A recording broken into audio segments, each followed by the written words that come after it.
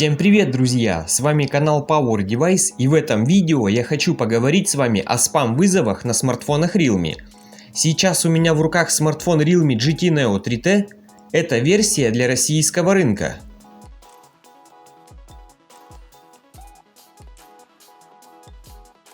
На многих версиях Realme, включая мой, предустановлена своя звонилка. К слову говоря, эта звонилка полезна тем, что она позволяет совершать запись звонков.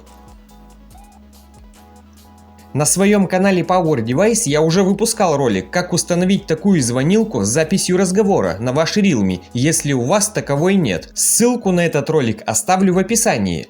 Но сейчас, друзья, не об этом. Если в этой звонилке зайти в настройки, то мы не найдем здесь такие настройки, которые включали бы фильтрацию спам-вызовов. Из похожих настроек есть только блокировка и фильтры. Здесь можно добавлять разные номера в черный и белый список, то есть те номера, которые уже присутствуют в вашей записной книге. Так вот, друзья, на смартфонах Realme я заметил такую вещь. Если зайти в настройки, приложение по умолчанию, здесь сверху будет пункт ООН и защита от спама. Зайдем в нее. По умолчанию на всех смартфонах Realme, на которых установлена своя звонилка, эта защита выключена. Это внутренняя защита Realme от спам-вызовов. Видите, здесь нам предлагается выбрать приложение, которое будет идентифицировать звонящих и блокировать спам. Выбора стандартной звонилки, как вы уже заметили, здесь нет. Для того, чтобы активировать такую спам-защиту, нам нужно зайти в Play Market, в поиске вбиваем телефон Google, установить. Далее снова идем в настройки, приложение по умолчанию, ООН и защита от спама. Здесь появляется приложение телефон. Выбираем его. Теперь мы активировали внутреннюю защиту Realme от спам-звонков. Друзья, я это протестировал на своих смартфонах, это действительно работает. Если вам время от времени поступают какие-то нежелательные спам-звонки от мошенников или так далее, даже рекламные звонки, например, от каких-то банков, то большинство из таких звонков прекращается. Теперь заходим в наш установленный Google телефон, выбираем его по умолчанию. Если что, его легко можно будет заменить обратно на стандартную звонилку. Теперь наш смартфон Realme по умолчанию будет использовать Google звонилку. Теперь нажмем три точки, зайдем в настройки, ООН и спам.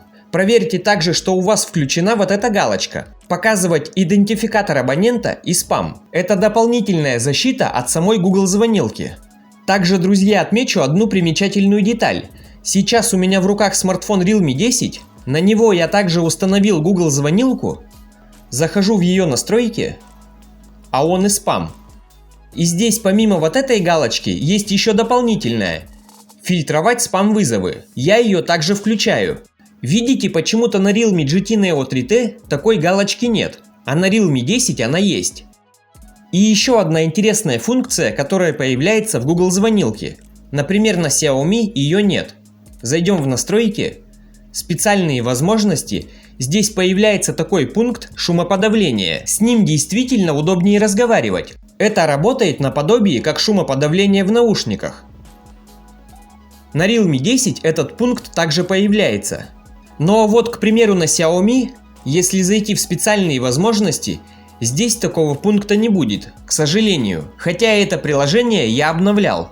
Поэтому смею предположить, что на каких-то Xiaomi этот пункт будет появляться, а также на каких-то Realme его наоборот не будет. Видимо, все это зависит от модели вашего смартфона и от прошивки. В общем, друзья, на смартфонах Realme рекомендую вам установить Google звонилку и включить двойную защиту от спама, как я это вам показал.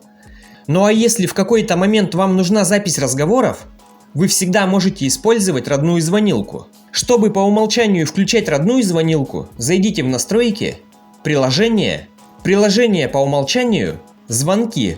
Видите, сейчас у нас выбран телефон от Google, можете включить контакты. Тогда по умолчанию активируется родная звонилка от Realme. Также небольшое обновление по смартфонам Xiaomi, а именно обновление приложения погоды. В стандартном виде оно выглядит вот так. Все к этому уже привыкли. Сейчас же появилось самое новое обновление погоды. Я его устанавливаю. Сверху у нас ничего не меняется. А вот снизу эта панель стает более современной и интересной. Вот так данная панель выглядит в старой версии приложения. А это новая версия. Теперь это вот такие более удобные колонки. Например, они показывают влажность, как температура сейчас ощущается, УФ-индекс, давление и вероятность осадков. Конечно, все это было и в старой версии приложения, но здесь это выглядит гораздо удобней. Направление ветра, кстати, его нужно поменять на метры в секунду. Восход и закат и, конечно, индекс качества воздуха.